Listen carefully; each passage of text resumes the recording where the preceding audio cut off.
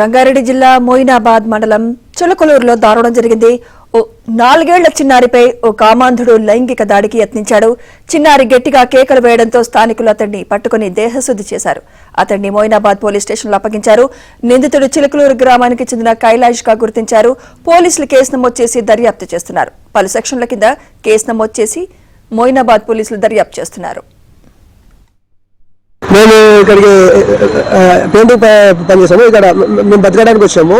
మా పాప బాత్రూమ్కి వెళ్ళింది. బాత్రూమ్కి వెళ్తే ఒక ఆయన వచ్చేసి పాప పట్టుకొని కాసి ఇంటికి లాక్కెళ్ళిండు. లాక్కెళ్ళేదేమో రేపు చేయకపోయిండు. రేపు చేసేసరికి మా పాప వచ్చి చూసింది. 4 సంవత్సరాలు ఉంది సార్ పాప. 4-20 నిమిషాలు అయింది. పాప లాక్డౌన్ వెళ్ళిండు. లాక్కెళ్తూనే ఆమె సౌండ్ చేస్తుంది, బాగా అరుస్తుంది. ఆ పాపని బాగా కొట్టిండు.